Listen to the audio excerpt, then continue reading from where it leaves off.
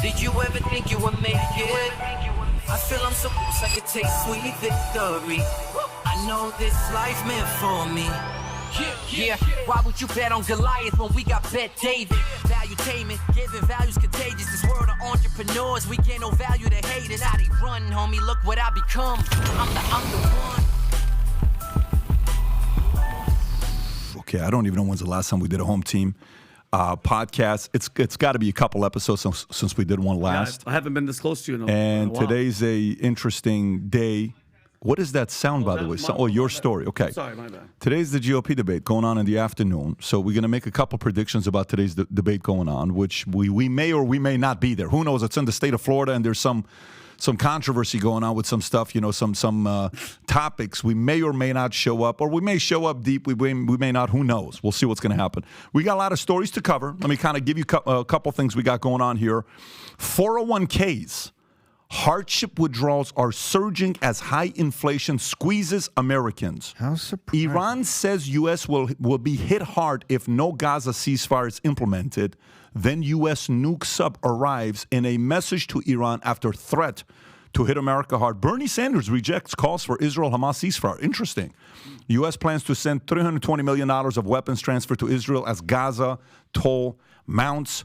We'll talk about what's going to happen today on the GOP debate, where the candidates are. 10,000 Palestinians have been killed in Gaza. Hamas-run health ministry says UN calls Gaza a children's graveyard. This is a CNBC story.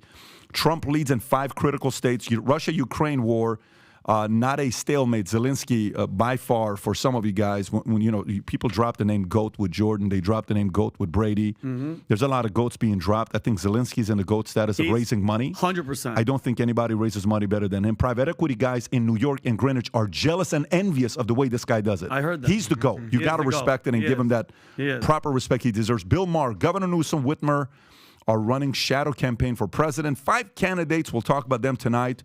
Then you got thousands of people are reportedly lining up.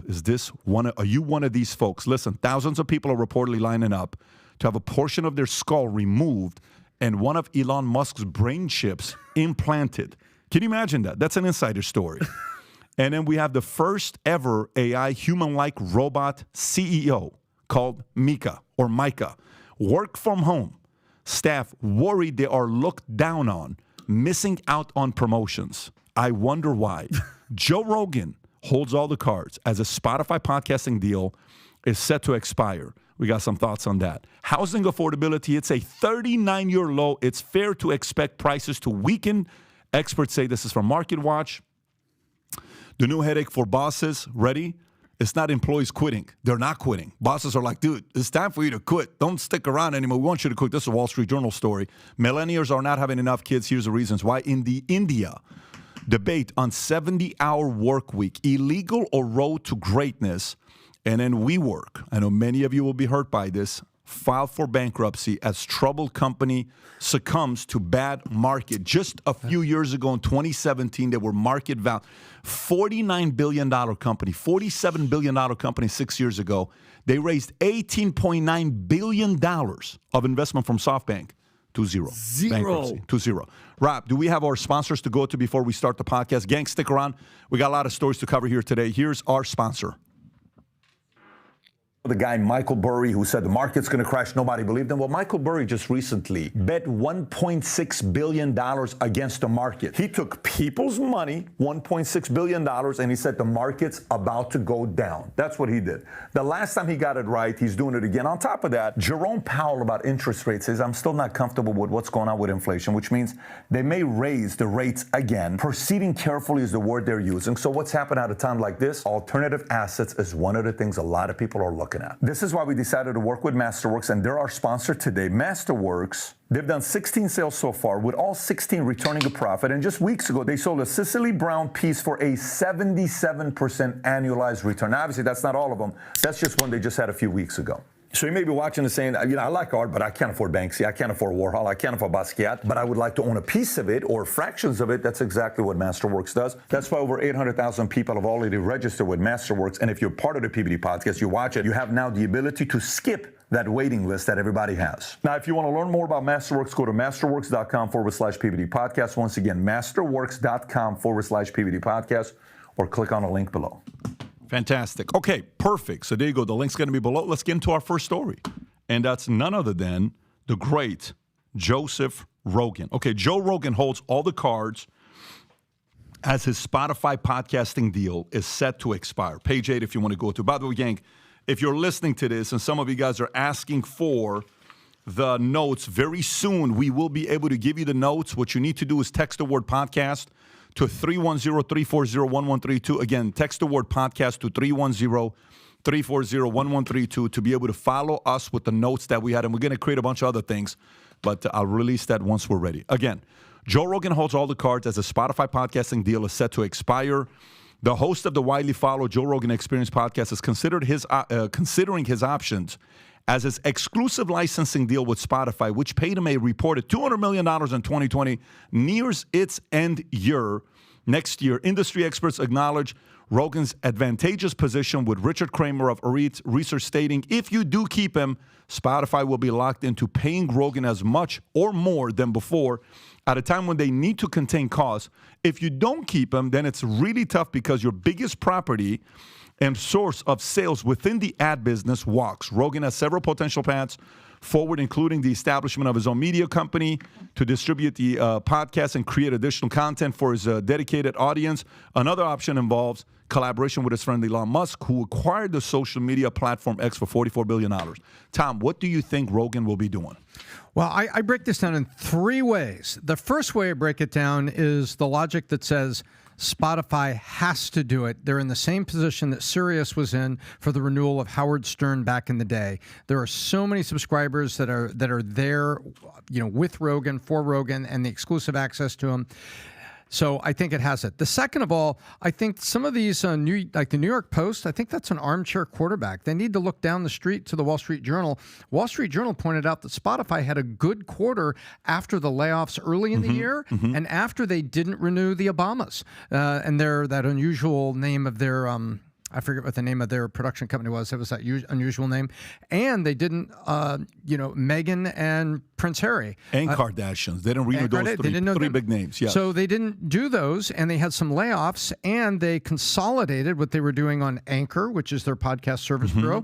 So it looks like they've been preparing to have a profitable future, and according to the Journal and what they just announced, they had a good Q3. So could it be that they are setting themselves up to not only be profitable going forward, but be more efficient and maybe bet on fewer bigger and none bigger than Joe Rogan? I think they re-sign him, and I think they're getting ready for it. So you think they're going to pick it up? Okay, so what do you think that number is going to be? I think the number is going to be, 2x, over 10 years what they had him the first time. 2x over 10 years. Yep. Do you know what 2x over 10 years is? It's $1 billion. It's $1 billion contract.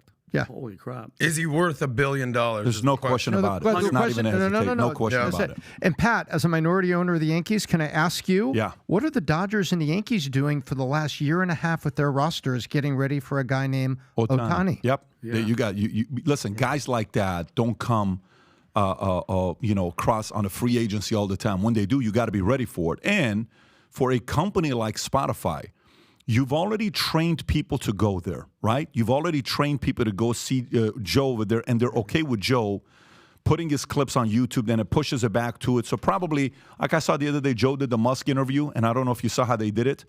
They put the first 2 hours on X, and Joe uploaded it directly on X. And the last 45 minutes, you could only get on Spotify. Yeah. So that was already maybe an arrangement he may be making with Spotify to say, hey, what if we do this with X? So he gets to pick and choose what he wants to do. He gets to pick and if I'm Spotify, it's going to be tough for me to agree to allow you to put 2 hours of the first 2 hours of the content on X. Maybe I do an hour, and the other 2 hours goes on Spotify. The good news was Joe's podcast is typically 3-hour podcast, 2.5 to 3.5 hour podcast. That could be the case. But here's the way people have to look at Joe. Joe's not a talent. People think Joe's a talent. You know that one song where Jay-Z says, I'm not a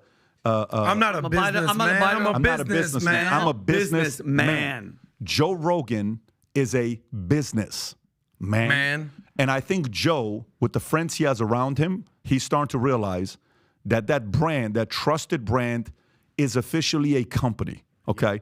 And I think, and I said this in the last video I made, when they gave him $200 million, I said it was a massive victory for Spotify. I think they saved $800 million. I think Joe's a billion-dollar guy. And if I was Musk, I don't have Musk type of money, but if I had Musk type of money right now, Joe would be the first person I'd be calling and saying, hey, Joe, here's what I'm thinking. I'll give $1 billion over 20 years and equity on the back end. Let's roll. If you do more, here's what we'll do. If we do this, boom, here's what we're going to do. But I'm going to give $1 billion contract over 20 years. Then we negotiate. He may come back and say, well, why would I do that if I'm already getting this? I would do $1 billion over 10. Great. Then there's a conversation. But I think Musk, if he locks in a name that big, you have to know that Twitter's going in a direction to want to get talent like that. You got Tucker. You got Joe. You got a dream team there. You got a super team there going on X. That's a very scary situation to have. And by the way, you know what? There's a big difference between Joe and Tucker. Tucker just raised, I don't know what he raised, $150 million to go build a media company, or a media company valued at $150 million. Can you look at that, Rob, to see how much money Tucker raised? I know the number is $150 million. So if you type in Tucker Carlson $150 million, the article will come up. Is it $15 million? He raises $15 million for a new media company at $150 million valuation. Okay, so Tucker wants to build a media company. Do I think Joe wants to build a media company? I don't know about that. I do know a handful of other companies. A couple of them I've spoken to that will be making offers to him as well. And Joe's in charge here. He gets to choose what he wants to do. I think he stays. When we spent that time with Joe, when you did the second time you did his podcast, that was earlier this summer. I want to say July, give or take. I learned a few things about Joe. Number one being he's a very loyal guy. The way that he kind of keeps his circle close, especially with the comedians, especially with the security detail that's around him. He keeps the same guys around him. He's very protective of these guys. You know, he made a comment to you about his relationship with Spotify. Basically said, listen, I'm number one in 91 countries. It would be very different if I was number 91 in one country. Yeah. So I think he understands where he's at in the lay of the land. He's the number one podcast in the world, you know, for the majority of countries. And I think he spoke very highly of the CEO founder of Spotify, Daniel Ek. I think from what I can tell, they have a very good relationship. Whether he gives them the hometown discount, like when LeBron re-signs with the Lakers, or KD resigns with whatever team he's on, he sort of gets a hometown discount. But something tells me that he has no interest in doing the Tucker Carlson route or the Valuetainment route or the Daily Wire route of building his own media company, building a business.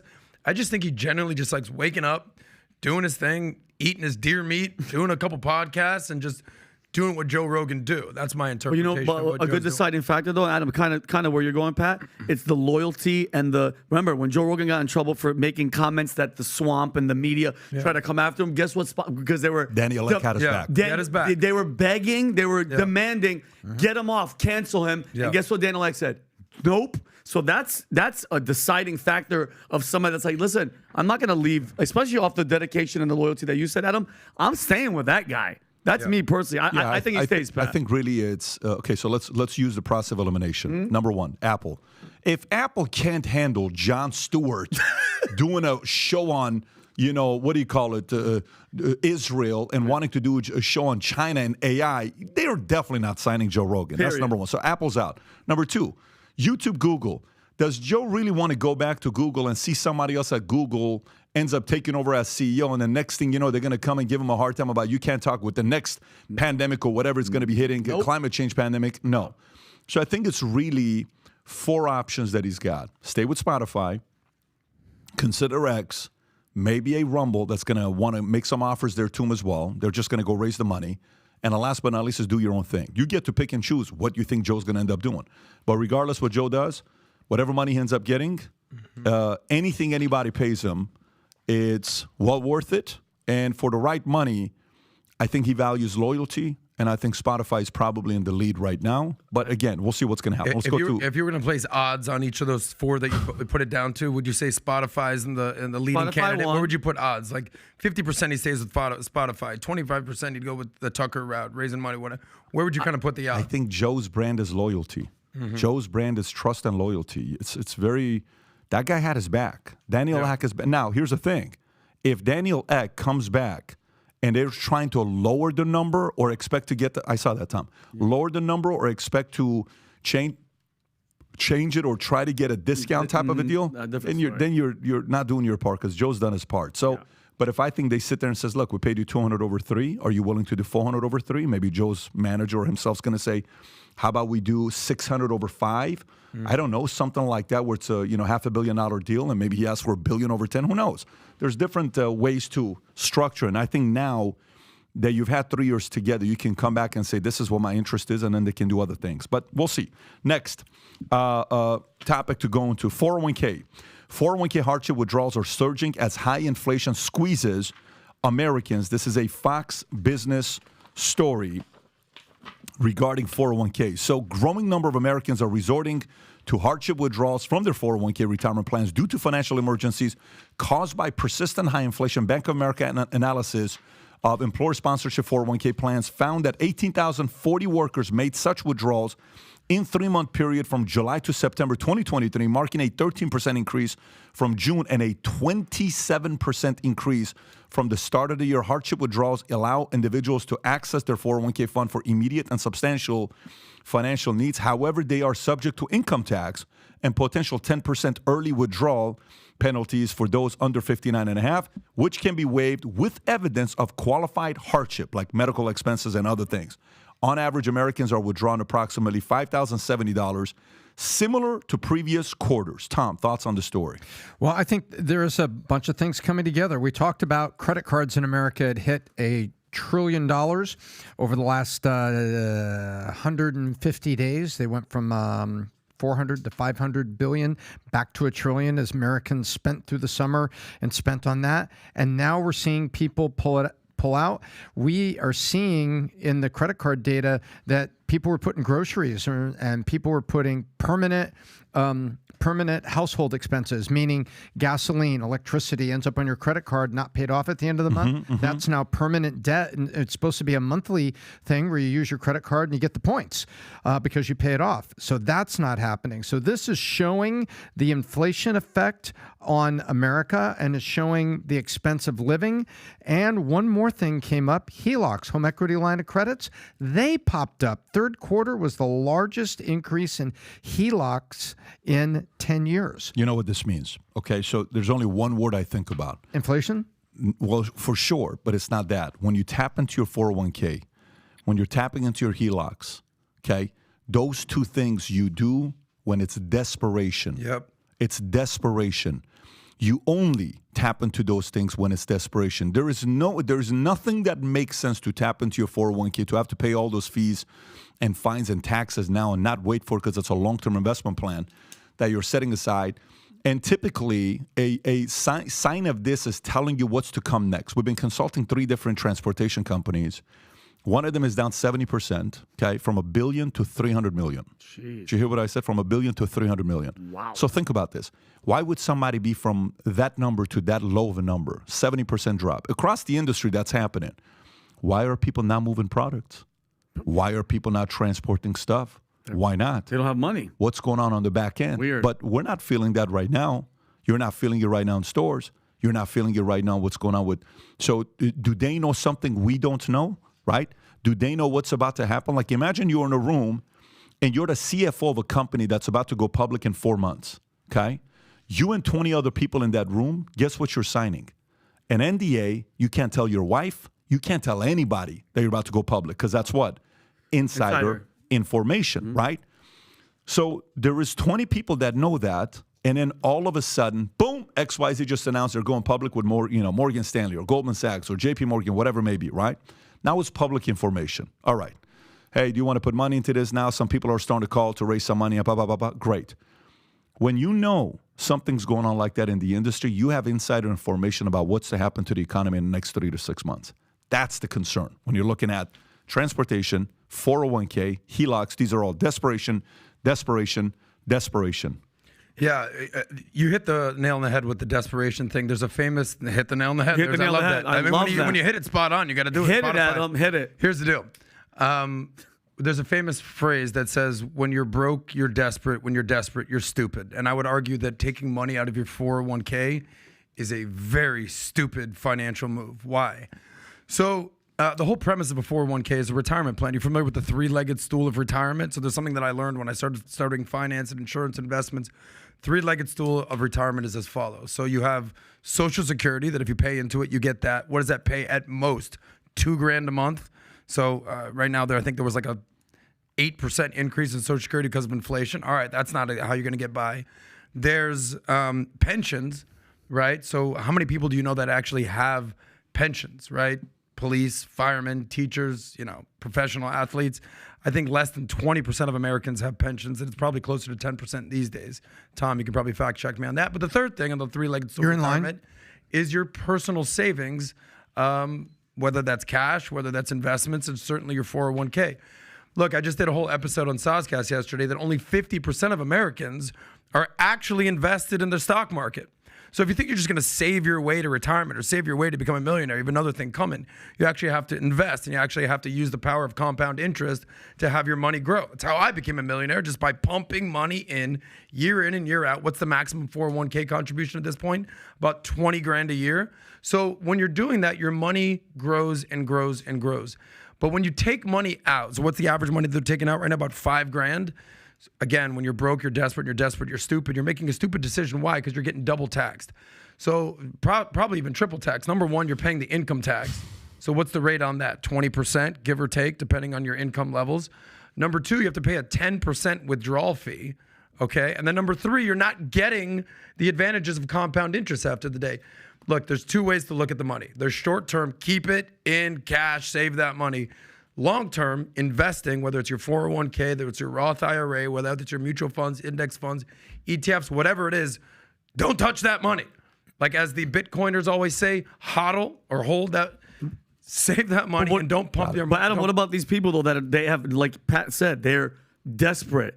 They have nothing else to turn to. They're not going to ask somebody for money. They have to dip into it, which goes to my question, Pat. That growing number of Americans, that 27% increase, how much of those people you think is going to affect their vote come this election? I don't know. I don't know if a 401k. But here's another thing: is when you're pulling the money out, Vinny, are you selling at the bottom of the market anyway? Yeah. Right. What are you going to say, Tom? You know what? I think Vinny's onto something. If you're desperate and you're looking for $5,000 a month, you're not thinking not $5,000 a month, just $5,000. Well, period. $5,000. Take it out. Yeah. But to everybody's point here, I mean, we're hitting the same point, going kind of around like a. We're hitting that nail on the head. No. It's kind of like a merry-go-round. We're going around. Pat's point was people are desperate, and these are all absolute clear signs that the American citizen is desperate at this moment. And no one's thinking top of the market, bottom of the market, although they should be. They're usually getting some good financial advice from somebody, but they're not applying that right now because they can't apply that right now. Tom, do you think that's going to affect the vote? Is what my question was. Well, here's all you need to know. When you look at page 19, okay, just go to page 19. Biden's approval rating, according to Reuters. Reuters is a left-leaning. Hardcore. It's a newspaper and a site that can't stand anybody on the right. Look what they say. Biden's approval falls to the lowest level since April. Reuters, Biden's approval rating has reached its lowest since April, with only 39% of respondents approving of his performance as president, down slightly from October and September. This decline raises concerns about his re-election prospects in 2024, especially as he's expected to face former President Donald Trump in a rematch. The poll also revealed growing unease among respondents about war and foreign conflict. He's been asleep, with 8% ranking it as their top concerns in November, up from 4% in October. This reflects heightened concerns surrounding the Israel-Palestinian conflict, making the highest level of war-related concerns since April of 2022. The economy remains a significant concern for 20% of respondents, while crime and environment were cited as 9% and 7%. So you're making a point that it is going to show up if it continues like this. But if all of a sudden mortgage rates right now, I'll go to the next story here that's very interesting, is mortgage rates are now at 7.6, give or take. Interest rates dropped a little bit, right? Okay. And it's been the biggest drop-off in like 16 months. However, there's a number that you look at here talking about what's happened in the 38-year, let me see, housing affordability. If you go to page 8, about housing affordability. Right. Housing affordability, it's 39-year low. You know what's 39 years? Vinny, how old are we? 45. I'm 45. What's 39 years ago? 39 years ago is 1984. Yeah. 1984 is Wham, Careless Whisper. Wham. 1984 is Dan Marino. 1984 is Michael Jordan drafted. 1984 is like Reagan and Bush, I want to say, right? That Zeke Cavarici jeans. 1984 is like a whole different thing. Housing affordability is 39-year low. It's fair to expect prices to weaken, okay? Is facing at least its least affordable condition since 84 with mortgage rates at 23-year high, monthly principal and interest payments on a median price home reached a record high in October ever, exceeding $2,500 for the first time. Since 1975, this marks a significant shift as the typical monthly P&I payment has risen 94%. Oh my God. 94%. Did you hear that, Vinny? That's bananas. Has people's income increased 94%? It's going, what do you mean it's low? The P&I payments increased 94 in 2 years, now amounting to roughly 41% of the typical household's income. Rising affordability pressure are not solely due to high interest rates, but also reflect a price-to-income ratio of nearly 6-to-1 in contrast to 1980s when the rates were in double digits and home were about 3.5 times median income. To restore housing affordability, one of the three conditions must be met. A 4.4% point drop, which is not going to happen anytime soon, at the 30-year mortgage. A 62% increase in median household income or a 38% decline in home prices. Let me read that one more time. Rob, can you highlight it so I can show that to the audience what it just said? That specific statement, okay? It says, I'll read it one more time, you can find it. Listen, folks, if you're listening to this, it's very important, okay? In order to restore housing affordability, one of the three conditions must be met. Let me break it down for you. Number one, mortgage rates need to fall by 4.4 percentage points. That's okay? not happening. The median household income needs to increase your income by 62%. So if you're making $100,000 a year right now, your income needs to go to 162. If you're making 80 right now, your income needs to go to 128. Okay, give or take 60%. Yeah, 128. Or the third one is home prices need to fall by 38%. So $1 million home needs to be 38%, 720. No, it's 38, 620. Yeah. Okay, a $500,000 home needs to be roughly 3-something, okay, is what they're talking about. These are insane numbers that when realtors get out there and say, yes, the rates are going to come down lower and prices are going to skyrocket, you think you want that, but that's a very strange economy you'll enter. Tom. Wow. Exactly. When I read this, and I look at it, the decline in prices, we need more homes for sale. Anybody who's looked at any of the national information, and you don't need to be, a geek on stats like me. You just read your casual. Hey, come on, Tom, you're better than that. You're not just a geek. You're a cool, fun guy. We had a great lunch today. I'm a cool geek. No, my point is, visualize this. If there's not enough for sale, the price is up. So we suddenly need we need the current homes that are for sale. I read we need that, Pat, to almost double. So if the number of homes for sale almost doubled, more selection means the price will come down. And a 62% increase in median household income means that the 72% of American females that are not on OnlyFans have to get on OnlyFans. So that suddenly household income. By the way, this is a public service announcement for the Saucecast, available later this week. Tomorrow, huge show. You get that? But I'm being silly, but the point is you suddenly have to find a way. This is not about waiting tables on a weekend. This is not about, if your wife's a school teacher like mine, you're tutoring. This is a 62% need. This is huge. I look at it and I just realize there is a new normal. And also something happened this week, Pat, on adjustable mortgages. Adjustable mortgages suddenly popped up. And anybody who's ever had an adjustable mortgage knows you're making a bet. You're making a bet that in 36 months or less, that mortgage will be down 2 points because that's when you have a benefit to refi, because you usually pay about $1,000, $2,000 in fees to refi. So this whole thing is pointing to, if you're renting, better be used to renting. And if you own a house, stay in that house. Keep your 3% mortgage. But for the love of God, don't use your HELOC to buy groceries. Right. And speaking of supply and demand, you said, all right, who the hell's selling their house right now? Because you sell at a 3% mortgage, you sell to the highest bidder. Now you're going to go lock yourself into what, a 7.5, 7.9, 8% mortgage? You're not going to do that. And I think that's a 30-year fix. And over a 15-year fix, I think it's closer to 7%. So in other words, if your old house had a $400,000 mortgage, your new house could only have a $210,000 mortgage. So where the hell are you going? But it's funny because I covered this yesterday. In 47 of the top 50 metro cities, it is infinitely cheaper to rent. I know you're always like, tell me a good time to buy. It's been a year, now over a year and a half. The time, buddy. It hasn't been now the time. At the time. 47 of the top 50 metros, you will save on average $1,200 a month simply renting these days. It was a USA Today article talking about what's the better option these days. If you missed the boat during COVID, when there was sort of like the gold rush of housing, you missed the boat. I wouldn't even think about it these days. So if you go to a city like Austin, Texas, we just talked about Joe Rogan, do you know how much more you're going to be paying a month to buy a house? $2,300 a month.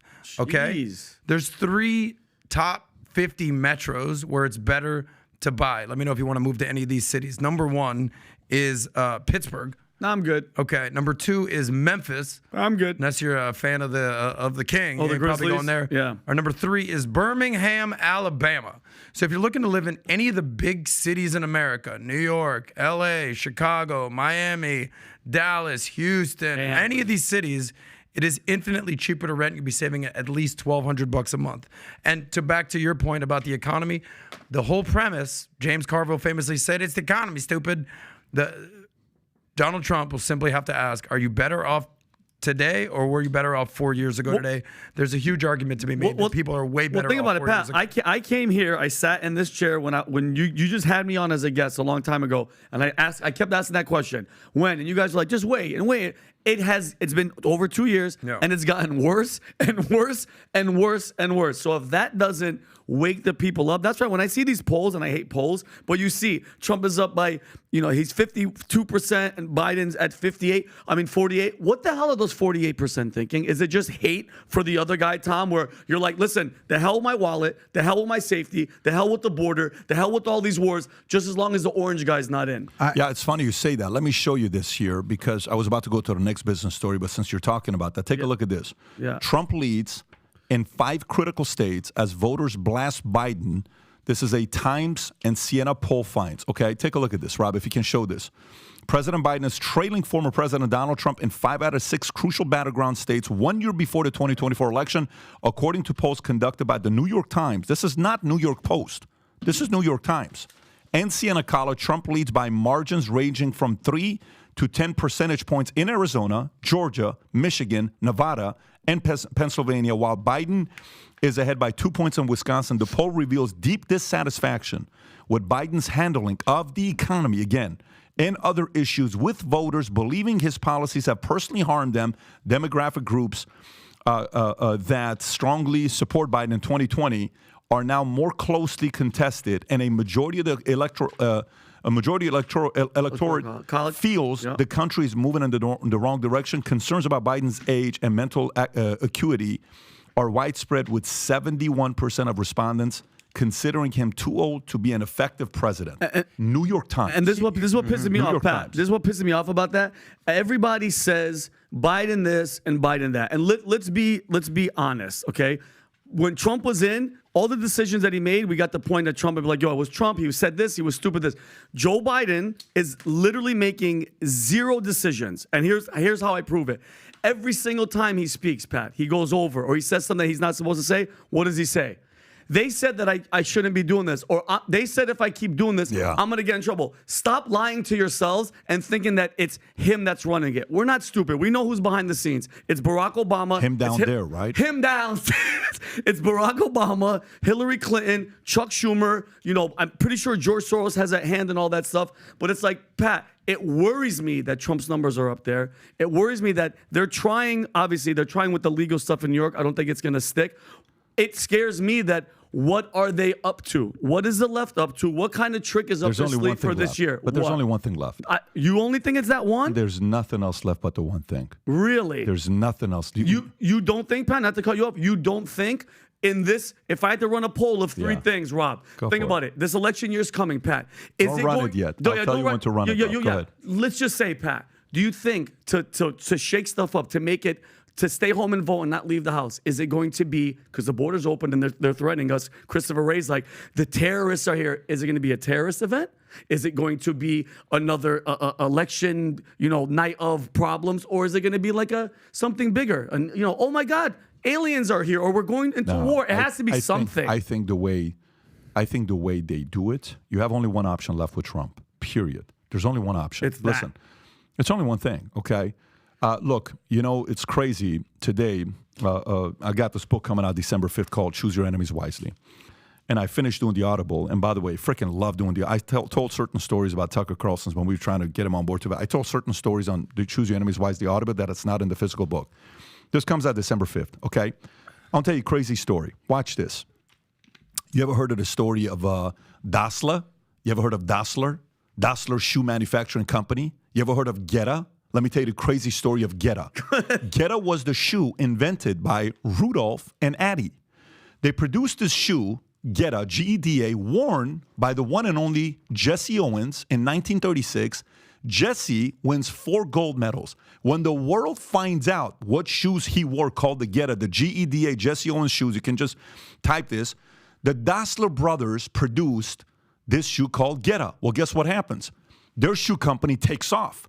One brother against the other, they start fighting each other. They become each other's enemy. They chose the wrong enemy. Here's what ends up happening. On one end, Addie says Rudolph is a Nazi sympathizer. Rudolph says Addie stole money from the company. So they eventually say, this shit's not going to work. In 1948, you know what company starts Rudolph? He starts a company called Puma, which is now an $8 billion company. Guess what Addie starts? Adidas. Wow. In 1949. Adidas becomes a $34 billion company, okay? Fast forward to today, between the two of them, they're a $41, $42, $43 billion company. Nike comes out 20 years later, I think in 1960. If you type in when Nike was founded, 60s? I want to say 67, 68, Nike gets started. There you go, 64, in Eugene, Oregon.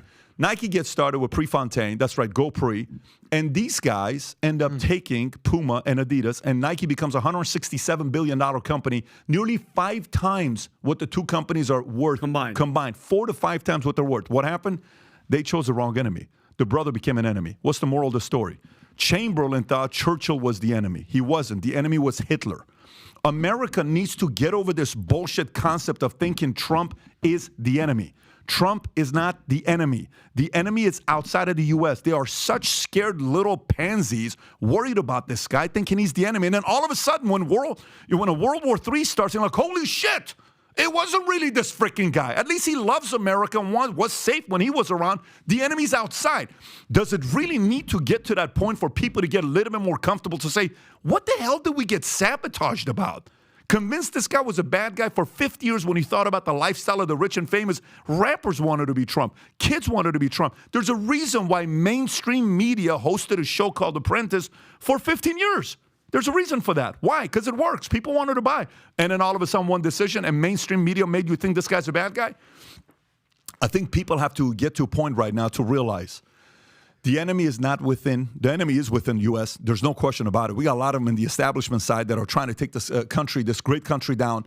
But the right people who can reason, the independents, the reasonable folks. Yesterday, I got into a conversation with a guy on Twitter. I'm like, do you really believe this about, Muslims and Hamas? You seem like a reasonable guy. How could you say any Muslim that, condemns what Hamas did, you're not a true Muslim? What?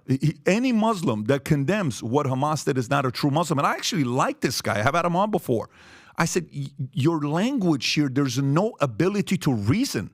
You're convinced there is nothing wrong that was done about October 7th.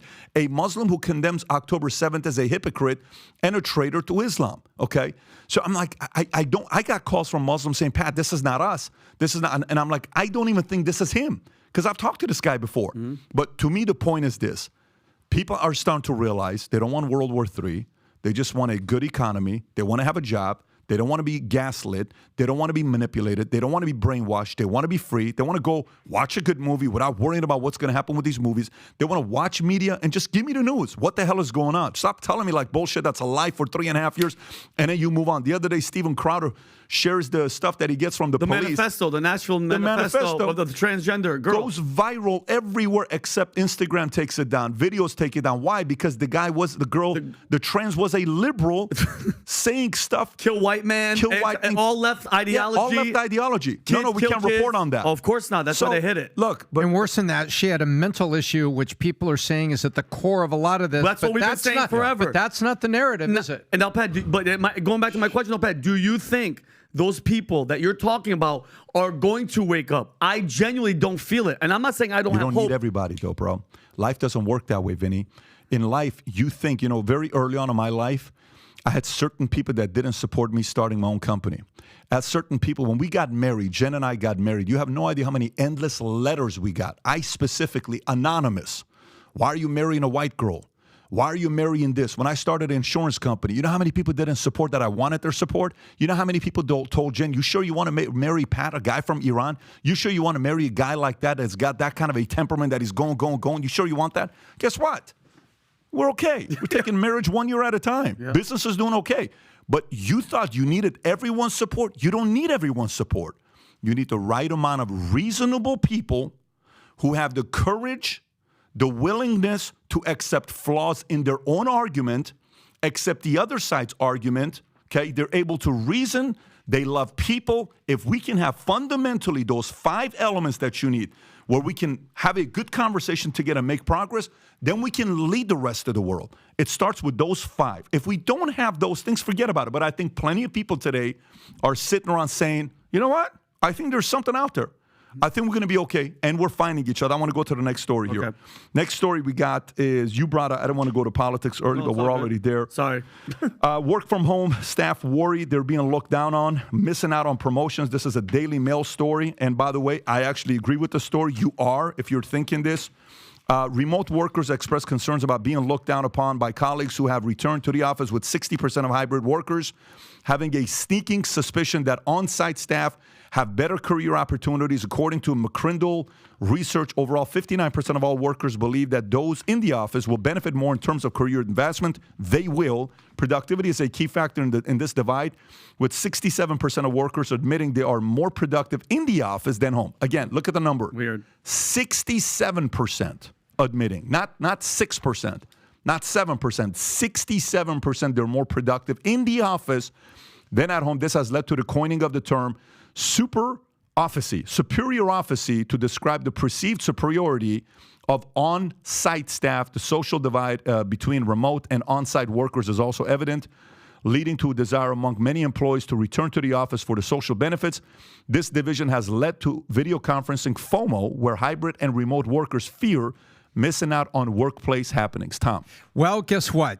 The mainstream business media owes a lot of CEOs an apology, because now you're coming out saying, oh, poor people, poor downtrodden people, they need to be given advancement opportunities, need to be doing this. Where there were people out there, like you can look up, this guy went out on a limb. There was a division of Verizon, which was their media group, called Oath, and a guy named Tim Armstrong was the CEO, and he was saying, wait a minute, I can show you in our annual review process that you're not getting the mentorship opportunities. You don't get the sidebar conversation with somebody before a meeting or after a meeting. You don't get exposed to somebody on a presentation or a project you've made when all you are is on a Zoom. And you're not going to get considered, not because you're not present, because you're not developing as fast. You're not in the human environment. And so I have no tears for the people that not for the people that were forced during lockdown because their city or whatever said, hey, you can't come to the office. They were forced home, and it happened in a lot of blue cities. But the people that fought, kicked, and screamed and cried to stay home, and Pat, we encountered some of them. We tried to interview them at the insurance company, and we're like, look, if you're this much trouble now, you're going to be trouble later. This interview's over. Goodbye. They are now coming back saying, oh, poor me, poor me, poor me. The fact, if you're around a team of people, you develop as a human. It's a thing called a human relationship, and it's called a work relationship, and it's called mentoring, and that's how you get better. Whether it's a coach in athletics at college, how do you do that remotely?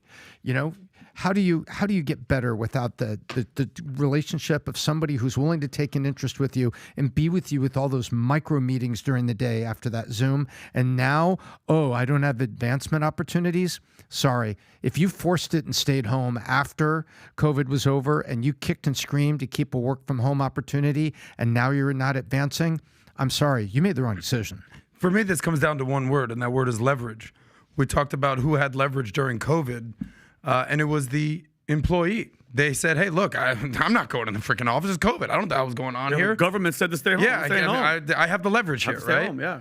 So now the leverage has shifted. The employer has the leverage. You have the option to say, well, look, if you're just not coming into the office, we'll go find a better candidate, or a candidate is willing to come into the office. I still can't believe this is a thing. We are a quarter away.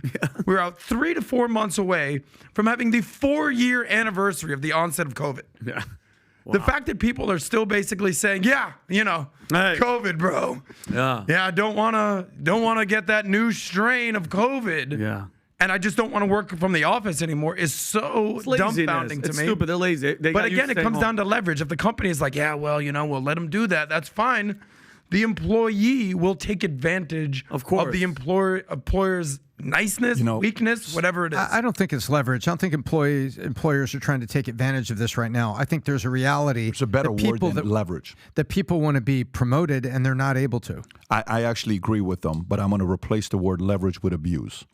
And let me tell you what abuse is. You know, when they say you want to test someone's character, give them power, you learn a lot about them. Okay.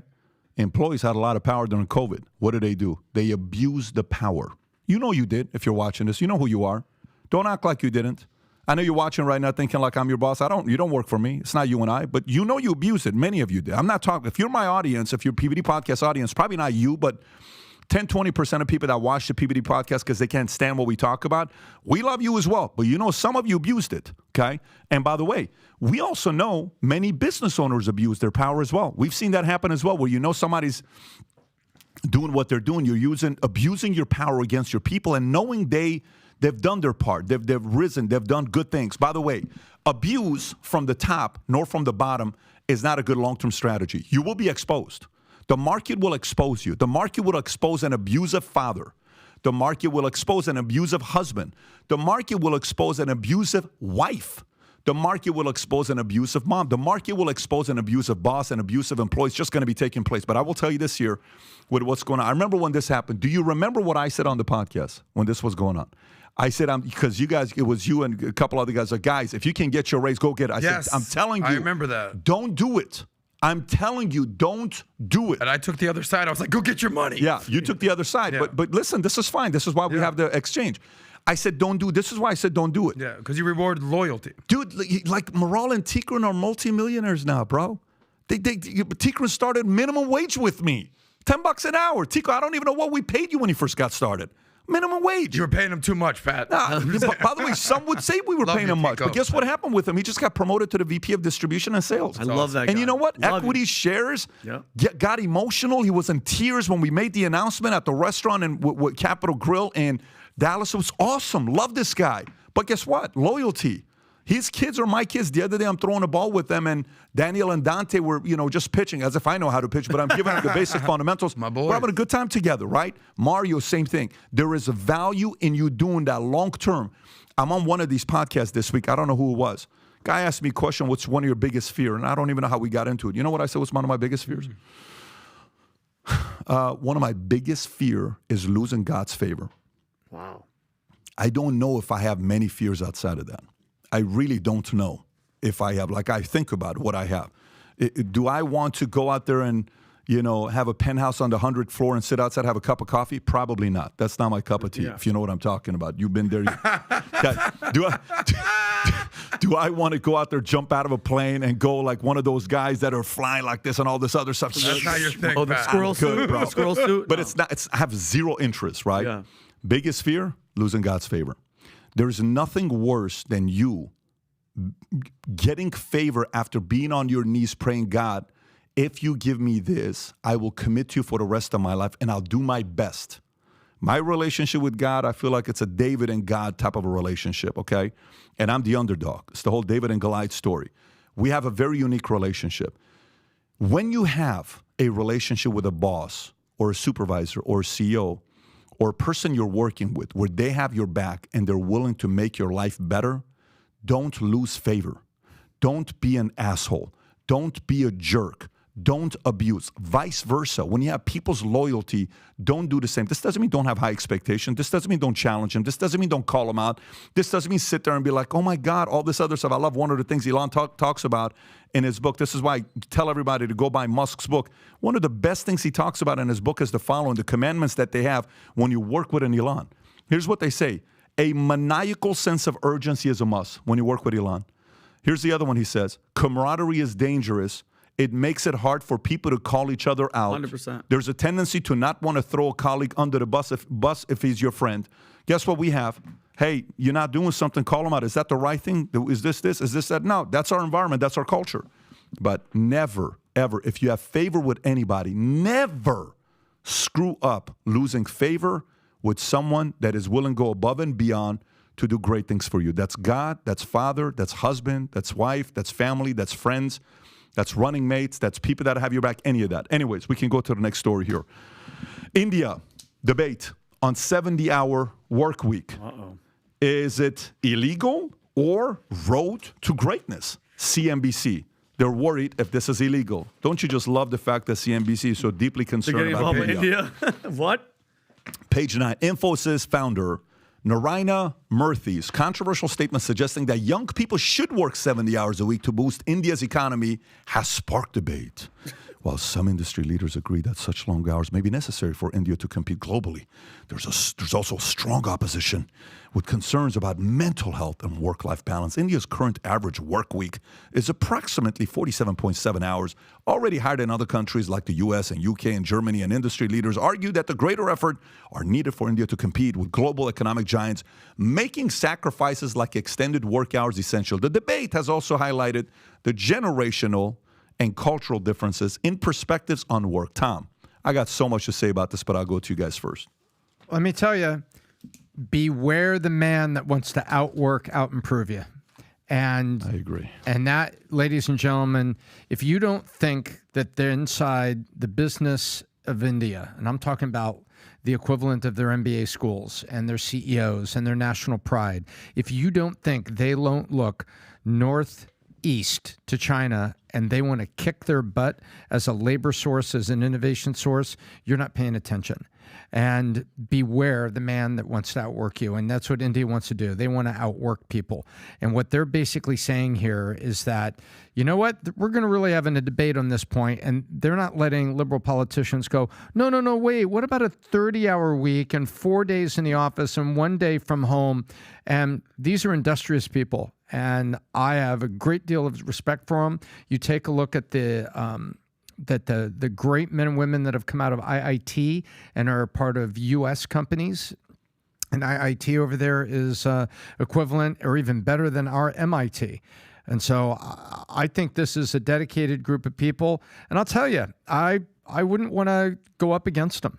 You know, if I'm China, I don't want to go up against them. And what they're talking about here is just the core of the engine that causes people to pass you. And Pat, did they make that move recently where the iPhones are there's more being made in India than there are in China now? Yeah, now you're starting to get iPhones being made in India than China, which is great. Well, they're stepping up their work, the work hours, and they're busting. And Pat, and if you're young, work your ass off. Who gives a shit if it's... They're stepping up in Apple's also... I got to tell you, there's probably a lot of people in India who are working. They're being like, hold on, what? What are you saying? Working right now, 42 hours, and I had to go 70? So it all depends on who you are and who you want to be. If you're an entrepreneur, an intrapreneur, or a salesperson, if you're actually working on commission or you own the business, dude, 70 hours, no brainer. I've been there. I've done that. I'm sure you've worked 100-hour weeks, okay? But if you're working the typical 9-to-5 worker, and they're about to tell you that you're going from 47 hours a week to 70, alarm bells are going off in your head. Again, it depends on who you are and who you want to be. By the way, here are the 5 countries with the longest work weeks. Number 1 at the top of the list is the UAE, 52 hours a week. Then you have Gambia at 50 hours, Bhutan at 50, Lesotho, never heard of this country, 49.8, and the Congo at 48.6. Then you have countries at the bottom of the list as far as 9-to-5 type work weeks. I haven't heard of half of these countries. Vanuatu, 24 hours a week. Kiribati, 27 hours a week. Mozambique, 28 hours a week. Rwanda, 28. Austria, 29. So there's precedent here is all that I'm freaking saying. And all right, you found that, Ralph. Thank you, buddy. So if India wants to go from 47 to 50 and surpass UAE at 52, 53, go for it, guys. You have the largest population in the world. Yep. But to go from 53 to 57 to 58 to 60 to mandated 70, if you don't have that entrepreneurial spirit or try to build a business or a salesperson, which I was, which I understand, and you're just a 9-to-5 type employee, that could be very shocking. It's a whole different element we're not talking about. Let me tell you what it is. Okay, so what is a secret sauce for parents to make sure their kids don't do drugs growing up? What do you do? Expose them to the wrongs of doing drugs. Show them people that have failed. What do you do? What's the basic thing to do what? It's a very simple phrase we've all heard before. You want to make sure your kids don't get involved in stupid things. Keep your kids what? Keep them busy, right? Do things, which is what? Sports, activities, et cetera, et cetera. Okay, no problem. If you want to lower crime in your city, what do you do with your population? Give them jobs. Make Keep them work. them busy. Yeah. Positive distraction. I would much rather have my city, my guys working at a younger age in their 20s than doing anything else. If guys are working 70 hours a week, guess what? They're probably like, dude, man, I'm going to be passing out on Friday. I'm good, but I party Saturday. So I get these guys to party from one night a week to 2 times. When I was running a sales team, let me tell you what I used to do on January 1st. You ready?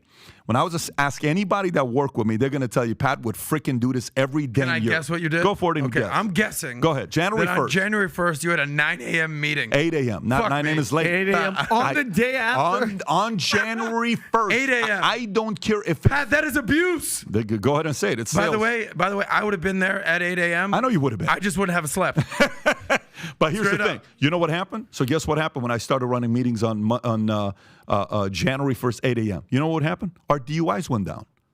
Why? How many DUIs? People know not to Wait drink. a minute. What happens? Have you been in sales before? What do salespeople do? Drink and around. drive. Yeah. That's what they do. What do you want to do after work? Let's go have a drink. Are you kidding me? I lower DUIs. Yeah. So that's a net positive to society. I mean, if I get people to party, what happens if you get a city to party one fewer night the other night? Less if you get people dying in the less streets. DUIs, less problems. hospitals. A lot of bars are going to go out of Everything. business. I'm not in that No. business though. But if you think about the behavior, is a better behavior. So yes, I don't mind doing 70 hours. And by the way, U.S. CNBC, that journalist from Columbia or Yale or Cornell or whatever school you went to, okay, that told you it's just not good, and you're the work from home gang community, right? You guys all go on these work from home chats and talk to each other while you're watching Netflix and chill and whatever freaking show you're watching. Guess what India's doing? Laughing at you. Flat out laughing at your face. They're saying, what a freaking American. I'm in the Shaw's documentary stuff I'm listening to right now. You know what's one of the things he called America in the West? He said, the American people take one too many sleeping pills. Wow. And they need to wake up. The American people take one too many sleeping pills. This is a guy that when he became the king of Iran, the literacy rate in Iran was 1%. Only 1% of Iran could read. You know what he did 10, 20 years later? He took it from 1 to 50%. Wow. How do you do that? High standards, high expectations, getting people to work, getting people to be smarter. So India, I hope you don't listen to none of these clowns who are these journalists at 23 years old writing an article like this bashing you. I hope you whoop some ass. Yes. I hope India stays focused and you dominate every one of these clowns that knocks you guys working 70 hours a week. And one day when you wake up in your 30s, 40s, you're like, listen, now if I want to work 70, I'll do it because I chose to. But at least in the years where you make the biggest, dumbest mistakes, 20s, you got away with making fewer mistakes because you were working your butt off building a company. Tom. I agree with you 100%. You know, at my house, I'm known as being a little intense at the holidays because I start to get bored between Christmas and New Year's, and because I don't turn off my brain. And Kim and I have had this tradition: we sit down, we plan, we do our taxes on New Year's Eve. Believe it or not. New Year's Eve, we go over to people's house, but the day New Year's Eve, you know what? We're planning to do our taxes. New Year's Day, we get up and we make the plan for the year. Where are we going? What are we doing? We confirm, vacations, stuff like that. And when you keep yourself occupied, good things happen. very good things happen. And I think good things are about to happen for India. And I do not think it's a bad practice to be more on top of your game and more intense and focus a little bit more. I mean, I teach my girls work ethic. I teach them strong work ethic. It's not how many hours you work, and it's until the objective is completed. I talk about them a lot. And right now, India's objective, they talk about this. What are they talking about? Long-term industrial competitiveness. You compete with global economic giants. Those are the objectives they're putting on there. And somebody is looking at it and saying, if we want to do this, guys, this is the price. I'll bet you any money, too, that the girl that wrote that article, she was writing it from home. Actually, 100%. You know what? I actually am curious to know. Rob, can you go look up who wrote the article? And guys, she's probably on the couch. She's probably on her bed. This isn't like the government in India mandating this. This isn't even a proposal. This is one serious entrepreneur. His proposal, his idea, Naranya Murthy, he's the founder of Infosys. So I think it's just something that he put out there to see the test sort of the marketplace. I would love to see what the people of India have to say if you're going to go from 47 hours, what is it, to 70. What's the increase on that? You know, Adam, come with me. Let's go to 35%. Let's go to Hyderabad, India. Let's go to the tech center that supplies a lot of support to the U.S. companies, front-end engineers, back-end engineers, iOS, Android engineers, Ruby on Rails, Python guys. And you'll tell me they'll look at 70 hours and are like, where can I get that job? Yeah. They're busting ass right now. Yeah. Let them. I loved it when people would say to me, I would go to my friends and I would see them and they would say, Patrick, you're working too hard. Don't you think you're working too hard? You think it's healthy. You think it's this. I'm like, dude. They're not worried about you, Pat. They were worried about themselves. Exactly. They're worried about the fact that you're advancing. And it's like, hey, do you think this is healthy? Do you think this? I'm like, dude, listen. What's the breakdown, by the way? How many? Is it 6 days a week or 5 days a week? Because if it's 5 days a week, what is that, 14 hours a day? And if it's 6 days a week, what is that, 11, 12 hours a week? A day? It's not a crazy number, by the way. No, I've been there. I've done that. I'm just saying. And guess what? It worked for you. It worked for me, no doubt. Yeah. But if you're built that way, if you tell a typical employee who's used to 9 to 5, by the way, you're now 9 to 9. If you sell it, if you sell the benefits of it, if you sell the benefits, it's got to be the person's choice. You don't have, not everybody needs to do it. But if you sell the benefits of it, let me tell you, anybody you're in the hunt with in anything, whether it's military, whether it's business, it doesn't matter what you're doing. If you're in the hunt with somebody, the level of bond you build with those people when you're in the hunt, for the rest of your life, when you guys look at each other, you have a smile on your face because you know what you guys paid, the price you paid together while you build whatever you built. There's one X factor here. The wife who's always complaining that you're never home because you work too hard, now you're working even harder. I don't know. I think those wives are going to get kind of angry. That's why you talk about it up front. Yeah. You ask what kind of a life you want to live, honey. You talk about it up front. Let's talk about this next thing again, and we'll go into politics. Thousands of people are reportedly lining up to have a portion of their skull removed, literally removed, and one of Elon Musk's brain chips implanted. Okay? Rob, can you just pull up the story so people can see the story there so they know what we're talking about with Neuralink? Here we go. Thousands of individuals have expressed interest in receiving brain implants from Neuralink, a company co-founded by Elon Musk. Although the company has not yet implanted its device in a human, it plans to operate on 11 people next year and aims to reach over 22,000 by 2030. Neuralink received approval from the U.S. Food and Drug Administration to conduct human trials earlier this year. The device is described as a Fitbit in your skull by Musk, with the goal of enabling a symbiotic relationship between humans and machines, allowing actions like sending messages or playing games using thoughts. Despite considerable interest, the company is still searching for its first volunteer willing to undergo surgery to have a portion of their skull removed so a robot can insert electrodes and super thin wires into their brain. Vinny, would you do that? First of all, would you do that? This is the beginning of the end. I just want everybody to know that. First of all, Pat, I read the book of Elon. Actually, I heard it all. I just finished it. Did you? Yeah, it was all. No, dude, he's a no joke BS. Like, he's there. He's sleeping in the office. He's sleeping at SpaceX. The he's insane. But when it comes to something like that, especially SpaceX, Pat, things crash. You know, the spaceship, the shuttle doesn't re-entry. It burns up. To be one of the first 11 to go in there, bro, if a rocket ship that they put together is going to crash, who knows what that's going to do, bro? When you start messing with your brain, that's a whole different situation. But I could see how volunteers or maybe people that are in a wheelchair, or I'm assuming, like, trust me, if I was in a wheelchair, Pat, and it was like I was really in bad shape, You would do it. I would 100% do it. So you would do it. I would do it if I was in bad volunteer to shape. be the first? If I was in bad shape, right now, like this. Yeah.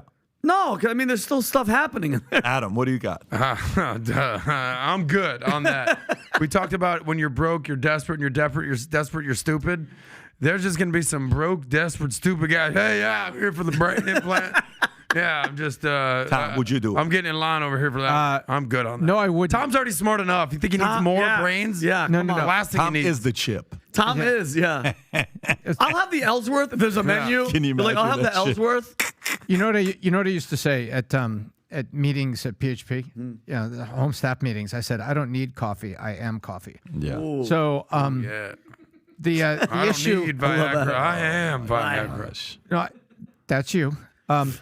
So no, I wouldn't do it. But Vinny, you almost made the argument for experimental medicine, and experimental medicine's been around a long time. I mean, this is why Steve McQueen went to Mexico to get early lateral treatments for cancer way back, like 35, 40 years ago. So there will be people, I think. I'm not in favor of it electively, but I am in favor of it if there's saying, hey, what if you could help the following people with the following condition? But that's not what he's talking about. He's talking about enhancements and convenience. That's what Musk is talking about. He's not talking about curing or helping Alzheimer's or something. Well, in the book, you could make an argument about experimental medicine. Yeah. Maybe you take if you're on your way out of here, and you've only got X if you're left. a vegetable, if you're like literally you can't get out of bed, you're just laying there, and there's a way, because in the book, running the most powerful company in the world. But because did you read the book, Tom? The Elon book? No, you missed the joke. I said you're just by yourself, messing around, laying in bed. I said running the most powerful country in the world. yeah, exactly. But that's hilarious. PBD, what are the chances that you're signing up for this experiment? Definitely not. Are you kidding me? First of all, let me tell you what I mean, but I'm not. Okay, so just hear me out for a second when I go through this. Okay, so COVID. Okay, what research do you have that it works or it doesn't work? Okay, no. You know what? I'm good with the vaccine. Now, if this would have gone the second round of COVID, third, fourth, fifth, we have 10 years of research now. No cancer, no nothing, no this. And in 2045 something happens, I would entertain the idea because we got 20 years of research, right? Okay, these Neuralinks or whatever they're doing, no problem. Go for it. Test it out for 5 years, 10 years. Just wonder, some people are like, zzz, and I'm like, oh, shit, that's funny. Yeah. What was that? The lecture's like, zzz, and the moment he just falls, right? You see some of those, I watched this movie the other day, FNAF, because that's what Tico keeps calling it.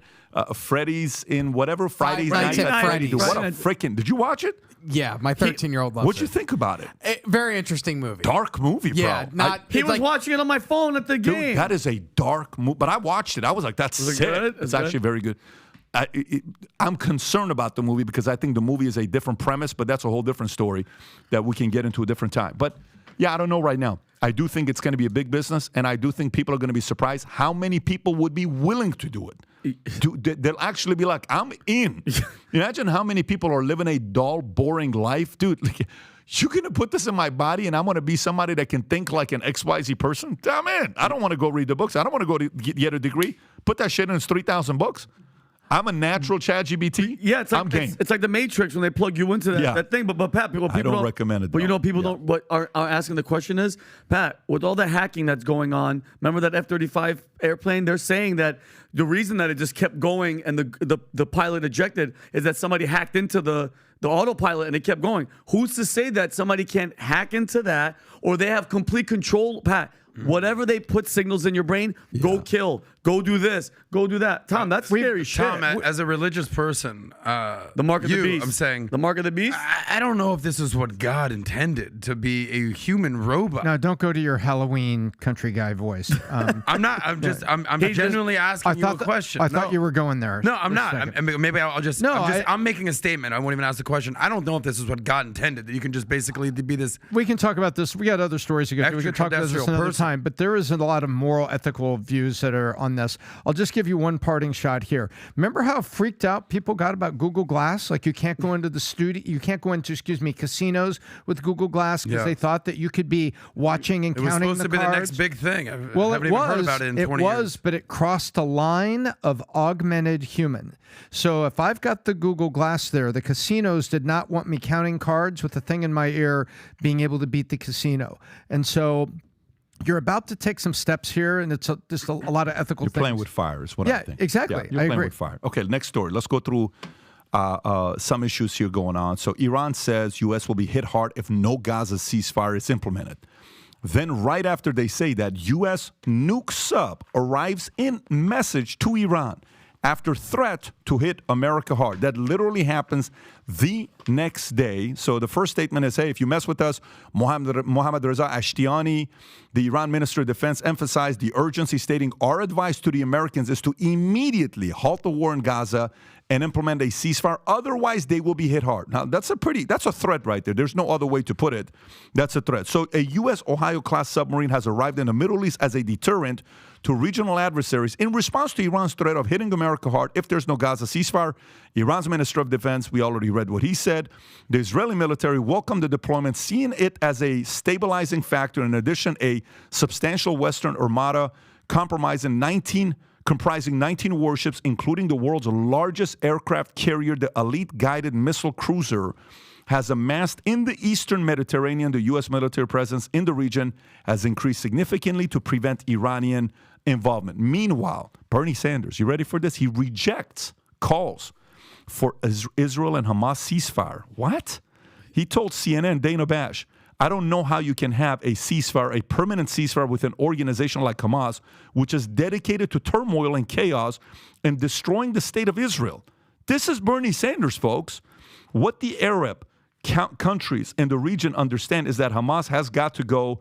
The immediate task right now is to end the bombing, to end the horrific humanitarian disaster, to go forward with the entire world for a two-tier, two-state solution to the crisis. To give the Palestinian people hope. But if anyone thinks that Trump is going to be better than Biden on the issue or any other issue for that matter, I think they are sorely mistaken. So Bernie still finished off a statement defending Biden. U.S. plans $320 million of weapons to transfer to Israel as Gaza toll mounts. I mean, there's a bunch of stories here that's taking place. Over 10,000 Palestinians killed in Gaza. Hamas-run health minister says UN calls Gaza a children's graveyard. So many disturbing stories with this going on here. Tom, any thoughts on what's going on here? And do you think peace is around the corner or this is going to bleed into 2024? Yep. So one message for Iran that came out of this. So you speak on Monday afternoon, and on Tuesday morning, the sub surfaces. You know what that means? The sub doesn't travel at 900 miles an hour. We were there the whole time. Yeah. And we just surfaced to let them know we've been here the whole time. It's kind of like your mom in the kitchen saying, I can hear you. Yeah, exactly. When you're talking crap with your brother. Yeah. So the sub just surfaced just to kind of let the Iranians know, knock, knock. Yeah, we're here. I've been at your front door the whole time. You maybe want to shut your mouth? So the first thing is we're seeing disconnects in what you would think Bernie Sanders would be saying on the wild progressive side. Instead, he sounds almost like Nikki Haley. If you look at what Bernie was saying, look at what Nikki is saying they're saying the same thing. I don't think there could be a ceasefire. Not with Hamas there. Hamas has got to go. We're defending Israel. Guess what? On foreign policy, Nikki Haley and Bernie Sanders for 5 minutes on a Tuesday agreed. I think that people need to be aware of that. And also, it just shows how important it is to check Turkey and to check Iran, because if they make moves and Hezbollah gets involved, I've said that since the beginning. Other military strategists have said it since the beginning. That's what while Israel is working on this situation with Hamas, and we can talk about techniques another time and civilian life and all that, which is important, very important. But you just can't have the Syria, Iran, Turkey dominoes fall over. You can't have that happen. And we've got we've got this massive armada over there now letting people know, hey, dude, we were here the whole time, and just putting a force up that just says, do you want to mess with me? Come on in. There's a famous phrase that says, show me your friends, I'll show you your future. You ever heard that one before? First time. And it's all being revealed who Hamas's friends are. And their big brother, their best friend, is Iran. And the mullahs and the theocrats that run Iran. The only thing good that came from Iran is that PBD's here now. I'm not sure what's. My mom and dad are from there too. Okay. Well, that's like. I'm happy you said. I'll stand by my statement. The only good thing from Iran. I'm just kidding. I'm happy to say Iran. You said Iran. But and I love his dad. He's part of this, so we're up to 5. That's our family. That's our people. But in all seriousness, who's aligned with Hamas? If you watch any interview by Bibi Netanyahu or Benny Gantz or anyone that's running the IDF or anyone that's involved in the U.S. military, the Israeli military, they will always compare Hamas to ISIS, Al Qaeda, Hezbollah, Islamic Jihad. Those are their friends, and they're all backed by Iran. And the backdrop of what's going on in Iran is the Abraham Accords that was occurring under the Trump administration. And, it's sad that they didn't really fully come to effect.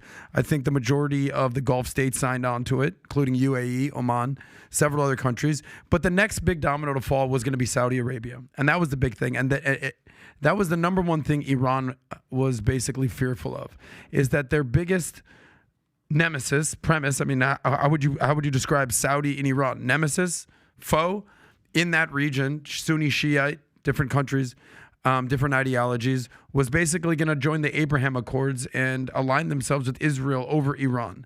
Iran has this, there's love-hate relationships. They have this hate-hate relationship with Israel. Israel has no interest in going to war with Iran. They have no interest in going to war with any of these countries. They just don't want to be killed for basically being Jewish. So there's a famous phrase that they say in that region of the world, from the river to the sea, Palestine will be free. What does that actually look like? That's what, what's her name said this week, that she got censured, right? She got censured. Talib? Yes. She just got, she was going, Ilhan. She tweeted that. Just she so tweeted you guys that, know. yeah. And then Ilhan Omar was screaming on the house floor. And then Talib, she was crying. Which actually leads me to the next statement here. You brought up Bernie Sanders. Finish what you were saying. For people who don't understand what the word free means in there, free means the only. Right. From the river to the sea, Palestine will be free. Palestine will be the only. And the way you are an only is you will eliminate the opposition. And look, I have such empathy for innocent victims, especially kids. And anyone, Jewish, not Jewish, that doesn't empathize with dead Palestinian kids, you're heartless. And I feel bad for these kids. But the people that are killing those kids, quite literally, is Hamas. There was a news story that came out from the IDF that they basically found a Palestinian Boy Scouts troop, that within the troop, they were shooting missiles from the troop. Make no mistake about it. Hamas is a death cult, much like ISIS, Al Qaeda, any of these guys, and they have one mission. They want to kill as many Jews as possible. That is their mission. That is on their what was the charter? That was Hamas on their charter. 88. Just take them at their word. So I think over 50% of what's the Gazan government is Hamas. This is who they elected. It's horrible. It's sad. It's what they're going on. But as far as the ceasefire that Bernie Sanders is calling for, Netanyahu has basically said they still have 200 of our hostages. Children, 4-year-olds, babies, women, raped, beheaded. This is not just, we're fighting a war, we're trying to shoot and drop bombs. They're beheading children. Yeah, but this is who you're fighting against. So I feel bad for innocent victims, but when you're shooting missiles from a Boy Scouts troop, what should the IDF do? Last part. Bernie Sanders, there's going to be sort of a reckoning to come to in the left-wing progressive of the Democratic caucus, because Bernie Sanders is basically the grandfather, the father of the squad. AOC, Rashida Tlaib, Ilhan Omar, they follow his lead. They're going to have a reckoning right now because obviously they're not see eye to eye on this. Yeah, but and I don't know if you guys have been seeing. It's not just Bernie. Barack came out and said something as well about both sides being, kind of at fault. That he said he didn't do that. He blamed people, and I he blamed people. He blamed people. Yeah, but that's Barack all. Obama. That was a highly articulate blaming Message on the who did he Israel-Hamas war matters. He said he was saying something. Nobody's hands are clean. Like I just said, Tom. He was kind of blaming both sides. But my point is, we've been seeing, guys, for the past couple weeks. There's been have you seen the protests in London and in Washington? Course. So here's my question, Adam. There's millions of people out there all protesting what's happening in the war. Not all those people are supporting Hamas. So what are they? Are they out there because they're caring about the innocence of Palestine? I think a lot of them are doing that. Not all of them are pro-Hamas. But then at the same token, on the flip side, George Soros, a Jewish guy, is one of the ones that's funding all these pro-Hamas protests in the United States, which is it's kind of weird for me. And then here's a unique situation that I realized too. All those same people, this is what's hilarious. All those same leftist people, Pat, that were calling Trump supporters domestic terrorists, are the same ones protesting and supporting Hamas and ripping down all the kidnapped babies and all that stuff. Isn't that weird? The Trump supporters were domestic terrorists, but then now those kids in those colleges are like, yeah, Hamas, and what a weird scenario. This conflict really exposed the shit out of these fake ass people. And then another point, what is the death toll? Do we have any? What's an average right now, Pat? Are they at 10,000 or 11,000? Well, if you believe Hamas's numbers, it's 10,000. Well, if you believe Hamas. No, I'm just saying, whatever. Give me a number. What's the number of people dead? Let's just assume. What is it? That's not Gaza death toll top 10,000. UN. Okay, that's UN. So here's my question. The UN called it a chosen and I've asked those numbers. They're getting the numbers from Hamas. Oh, okay. Let's say here's the question. How much credibility do you give Hamas? No, you're missing the point completely. I'm not. Stop. Any number, pick a number. 5,000 people dead. How many where's the Hamas death toll over kids?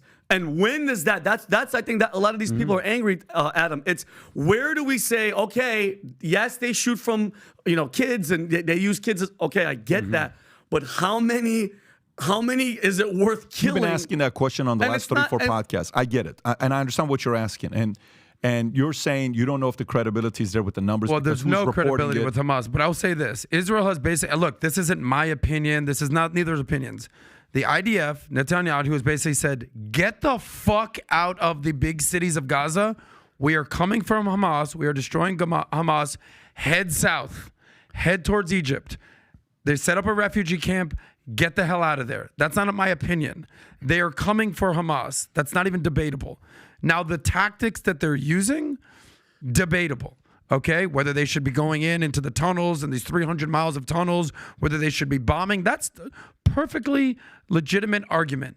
But for people that are still sitting in the cities and they're like, why are they bombing me? Get out. They are coming for the terrorists, period. I mean, it's easier said than done to say get out and there's nowhere to go. That's the point as well. There's nowhere to go. The argument back to what you're saying is Egypt is also saying no. If they leave that place, then what? What are they going to do? Where are they going to go? Who's going to take them? What's a place for them to go to? Well, go ahead. Sorry. No, well, this is the whole premise, is that they want this continual war. Why won't Egypt? They being who? Hamas or Palestinians? I would say that any of the alignment in the radical Islamic terrorist factions want this. Because they don't want peace with Israel. They want constant war, and they're willing to use Palestinians as dead bodies for fodder. Because if there's peace there's a two-state solution, which they tried to happen under Clinton of the Oslo Accords, then all of a sudden the boogeyman's gone. So why won't Egypt open up the corridor? Why won't Jordan open up the corridor? Why won't they do this? Okay? Do you think Israel wants this war? They need to rid themselves of terrorists.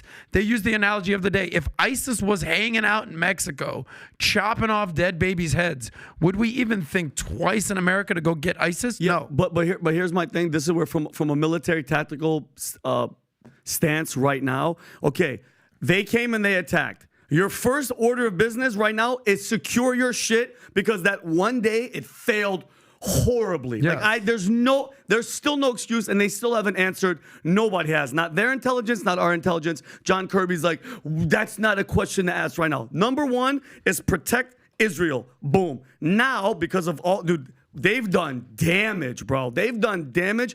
Now you send in special forces, go get those hostages. Now it's just not wipe everybody out and good luck find the place to stay. Now you can be more methodical, more tactical, instead of, hey, not get the F out because we're killing everybody. That's not, now that attitude, Adam, now has to change because you flatten Gaza. Let's not BS each other.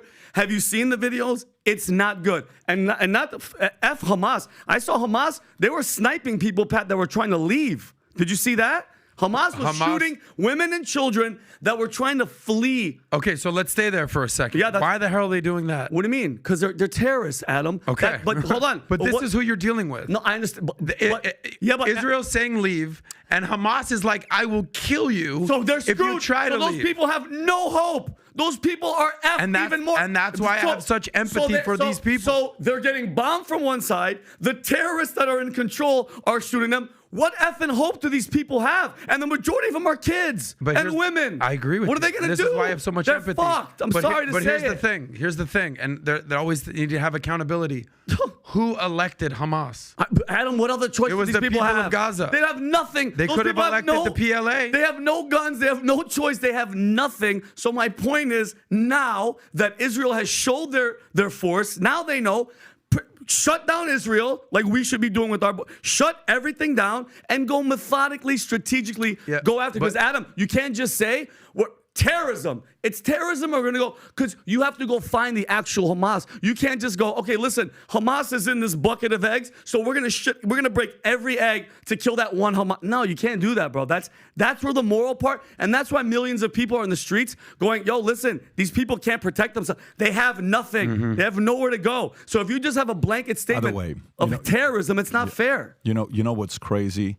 When you think about Obama, this article, if you pull up this article, Rob, by ABC, type in the title, Nobody's Hands Are Clean, Obama Breaks with Biden. Type in Obama Breaks with Biden, okay? So check this out. Here's, that one right there. Okay, zoom in a little bit so we can read it more. So the title at the top is what? Nobody's Hands Are Clean, Obama Breaks with Biden on how to support Israel. Go all the way down where you'll see a part where,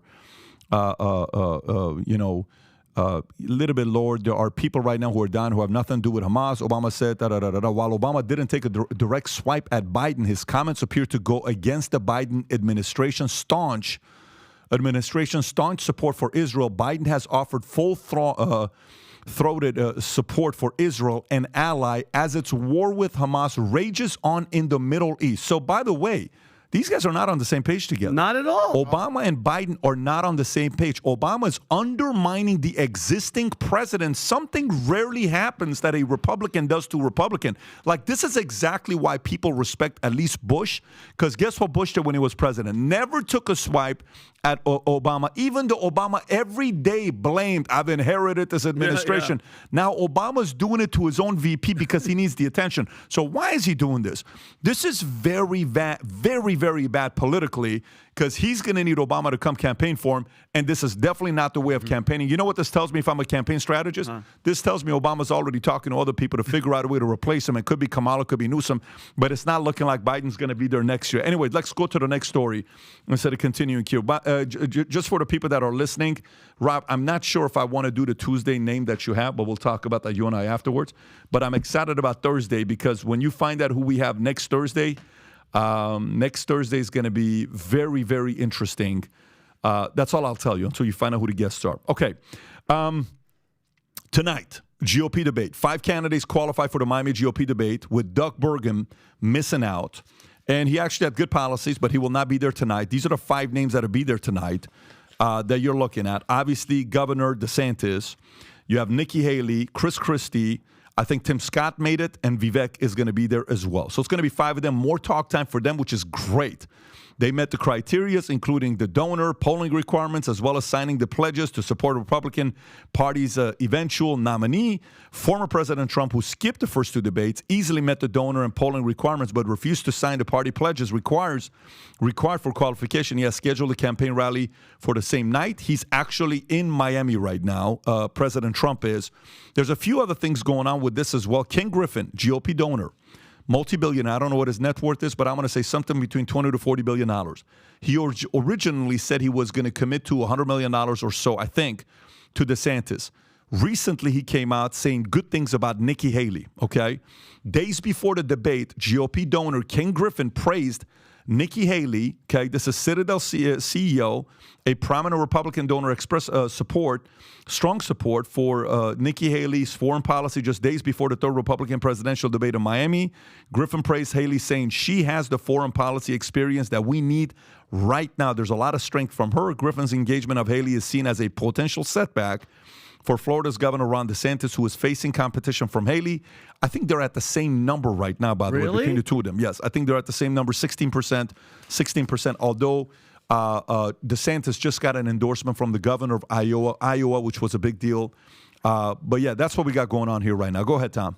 Yeah, on the numbers, just to back up what you're saying, in New Hampshire, Haley's 19%, DeSantis is 10%. She almost has them 2-1. Oh, wow. But a Trafalgar poll that just came out, Haley's picked up 3 points in Iowa, and now it's 18 for DeSantis and 15 for Haley. And NBC, on the heels of that, took its own poll and said it's 16-16. So the war has been good for Nikki Haley because the underpolling with her, a lot of people see her as strong on foreign policy. And so this is helping her. And also DeSantis hasn't been with any new real message. He's been very defensive for the last 2-3 weeks. Adam. So do we want to go through predictions here, what we think is going to happen tonight? Because it's going to be next few hours. So if you want to pull it up. So you guys go first, I'll go last. Go ahead, Adam. Sure. Well, I think if you look at the polls, Governor Ron DeSantis certainly has a leg up on what's going on out there. But you're so funny. You're so funny. By the way, do you actually think, before we go to this, do you actually think any of the moderators are going to bring up Bootgate in the debate? Wow. I think they will. I think they're going to bring something. You think it's going to be the moderator, or you think it's going to be an opponent? I think someone's going to bring it up. It's probably more likely to be an opponent. But I think you'd be completely blind and immune to the fact that it's been circulating the internet ever since he did that one interview. On that one podcast with that one big guy. Gave a nice gift. At least the guy tried to give him a more $1,200. But it's not like you like DeSantis. It was a great interview. Big fan. I'm here because of him. Exactly. Yeah, absolutely. But look, for me, the whole thing with him was here's an opportunity for self-deprecation. Laugh at yourself. Stop walking on eggshells, feeling like you have to be perfect because America doesn't relate to perfect candidates. You're too perfect. Show some imperfections. Show you're a human being. Show like you're the rest of us. And I feel, if you read the comments of the podcast we did with him last week, 98% of comments says, I like this, because we asked about what kind of music do you like? What is this? What is that? Yeah. But I think it was a miss on the Bootgate issue. It is what it is. Go ahead. You were saying. Well, look, I like DeSantis. He was here. We've met him a few times. Clearly, the boots are giving him a couple inches. You want us to pick the winners of the debate? Who do you think is going to be the winner? Yeah. And the loser? I'll just say that after tonight, Tim Scott and Chris Christie will both jump out of the race. They're done. They have no chance. Keep it moving. I think Chris Christie, this will be his final hurrah tonight as far as his political career goes. He's not the president. The fact that, look, we're talking about whether Ron DeSantis is 5'10" or 6 foot, who gives a shit. Meanwhile, Chris Christie is still somehow 380 pounds. And he's getting away. I mean, come on. So wait, are you going to put the names as we go? But as far as the losers go, Tim Scott, Chris Christie, I think Chris Christie will basically go all in on just basically trying to torpedo the Trump campaign. It won't happen. He'll land some jokes, won't happen. You know my guy Vivek is going to show up. He's a fucking beast. I think he's going to be the winner of the debate. Nikki Haley is solid. I think she's a potential VP nominee if her and Trump can work something out.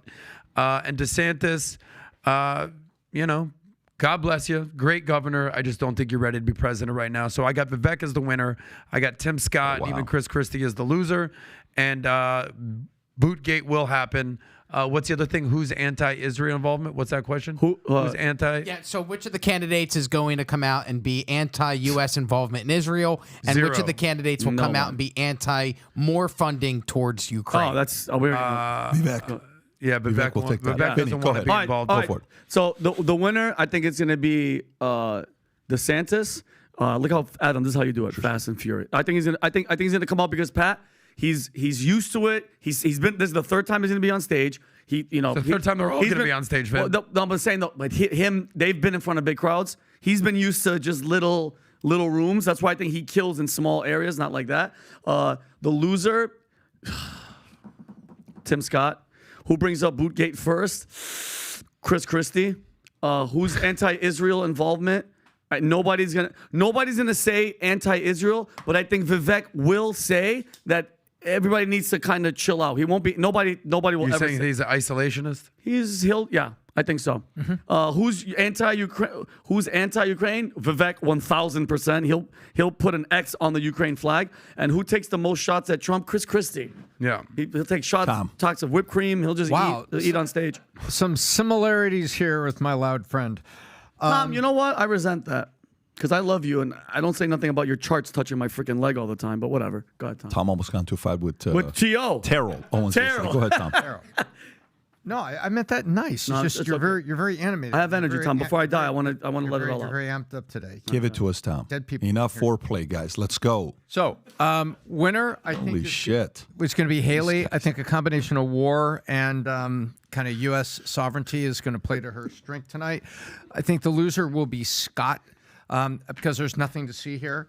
I think who brings up Bootgate first? I agree. I think it's going to be one of the candidates. I think it'll be Haley subtly or Christie very boldly. Who's anti-Israel? I don't think any of are anti-Israel, anti-Ukraine. Vivek's going to say, what are we doing here? Who takes the most shots at Trump? Chris Christie all day long because DeSantis is going to run for it. And I've got two predictions that we're going to see. I believe Christie and Haley are going to gang up on Vivek in a very big way on the experience thing. I think DeSantis is going to try desperately to look informed on foreign policy, and everything else is covered up here. But I look for some fireworks with Christie and Haley going after Vivek. Yeah, and I'm pretty much there as well. Here's what I think is going to be happening today. I think, one, Vivek came in strong on the first debate, okay? And he realized he became enemy of the state number one. Everybody targeted him. Everybody went after him. So on the second debate, he came out and he said what? Well, look, I'd like to find a way to unite. And they're like, no, bro. Nah. You went from calling us out to now trying to be a friend. We're not going to play You that said game. we were all bought and paid for. That's right. We were all bought and paid for. So you know what Vivek is sitting down thinking right now? Look, man, I'm just going to go back to my strategy of playing offense. I'm anti-establishment. The rest of you guys are establishment in his eyes. Mm-hmm. And to be honest with you, that makes sense for him to be the only anti-establishment guy. So even though I think he will be the winner, I think the media is going to say Nikki Haley's the winner. That's what I think. Loser, put everybody else in the camp, Tim Scott. And Tim Scott, to me, is just not a high-energy guy. I like him. I think he could have a job, but he's not a one. To me, he's like somebody on the team, but not a one. He's somebody you want to be when you're starting five, when you're going somewhere. I think he's not going to do well. I think Christie's going to be entertaining as usual. I think depending on what questions comes up and how DeSantis handles himself, I think he could end up being a loser. Okay. If he goes in doubling down on the foot fetish jokes that didn't land and talking about stuff like that it's just not going to work. You're going to be better off taking a different angle. And by the way, cameras are going to be on him nonstop of him walking, and everyone in that audience will be recording him with their phones. Everybody. You're going to see Insta stories galore on the way he walks, and I'm just curious to know what he's going to be wearing. So we'll see what he's going to do with that side. Who's going to bring up Bootgate? I think Bootgate's going to come up by Nikki Haley. I don't think it's going to be Christie. I think Christie is a person that seems a little too close to DeSantis, and I don't see why they wouldn't be. They share a common enemy. They both can't stand one guy, which they're unified. Christie and DeSantis is an ideal unified team. Who's anti-Israel? I don't think anyone's going to be anti-Israel there. I think the only person that's capable of maybe kind of calling out a little bit of the BS could be Vivek to say Netanyahu, all this other stuff. But I think the rest of them are going to play the card right. Who's anti-Ukraine funding? There's only one guy that'll make comments on that. That's going to be Vivek. Everybody else is going to be, Tim Scott. Well, it's a loan. It's not really this, and it's really that. He's going to pay the money back. It's not really just money we're giving him and all this other stuff. And last but not least, who's going to take most shots at Trump? When DeSantis was here, I don't think once he said the word Trump. He said him. Him. It wasn't Trump. He didn't drop the word Trump. So he won't do it because he needs the MAGA vote. Vivek will not do it. Christie will do it because he's not winning anyway. So to him, it's like, I don't give a shit if I take shots. I don't think Tim Scott is part of his character to do it. I'll be interested to see if Haley will do it. So Christie's going to be the one that's going to be taking the shots. Yes. This is a time, and I went and looked this up, and it's called inheritance time. When you go from 12 to 10 candidates, there's not a lot of inheritance of support. But when you go down to the final four, there's an inheritance of political support. And Scott is worth 3 points in Iowa and 3 points in New Hampshire. Christie's worth 4 points in New Hampshire and maybe 2 points in Iowa. Pat, you have a good read on these kind of things. Who do you think inherits that? Because it's so close. DeSantis is going to get Christie. DeSantis should get Christie. Okay. And Tim Scott. Tim and Nikki Haley got into it, didn't they? Yeah. I think about Tim's some curtains. I think Tim's going to get behind DeSantis as well. Okay. And guess who goes behind Vivek? Nobody. Yep, he's by himself. Nobody. The hardest job is Vivek. Look, this week, Nikki Haley reached out. Tim Scott reached out. Chris Christie reached out about wanting to be on the podcast. They all reached out before DeSantis that was on, okay? And then all of a sudden, they all got busy. There's nothing they're going to get on in South Florida that's going to get them more eyeballs than being on this podcast. Let's face it. I mean, we're going to get him the most eyeballs. I respect DeSantis having the brass to come here and finally doing it. He kept his word. I respect it. And it was the first live podcast he ever did. They didn't do a pre-record. They didn't say these topics are off. You got to salute the fact that he's doing that. Yep. Haley's not doing that. Tim Scott's not doing that. Christie's not doing that. Vivek is doing that with his eyes closed all day long. You know what you got to do? I respect Vivek, who's got the brass to go talk to anybody, any place. He's the type of guy that you say, I'm going to whoop your ass. And you know what he say? Tell me the place. Let's go. That's him. Yep. Yeah. He's the guy that you don't say, I'm going to whoop your ass. He's going to say, really? Where? Name, time, and place. Yeah. I'm coming. That's how he is, right? I'm on my way. And America is attracted to that. Yeah. All the other candidates, they're not like that. That includes Christie. And I would say they're still doing the old school way of campaigning. I've been on Fox a couple of times this last week, and I get on for 3 or 4 minutes, and you give that answer, and you boom, what did you really pick up from what I had to say anyways? Nothing. I want to have a 1 hour conversation with a person, 2 hour conversation with the person to see where you're at. What are you thinking about? Who are you? Anyways, we'll see what's going to happen, gang. Tomorrow, this is what we got going on. Tomorrow, I got 2 podcasts I'll be doing. One in the morning that's not going to be live. The one in the morning will be a special podcast we're doing with 3 folks, 2 that detransitioned and 1 whose kid almost went through the trial, and 1 went from a male to female to man to girl to man. The other one went from girl, am I saying it correctly? You know, from man to woman to man. The other one is woman to man to woman. Detransition back, both of them. Correct. We'll find out why. And then tomorrow afternoon, we will do another home team podcast to discuss exactly what happened at the debate tonight. And we may be there tonight. In Miami. Maybe yes. if traffic persists. Take care, everybody. Bye-bye, bye-bye, bye-bye.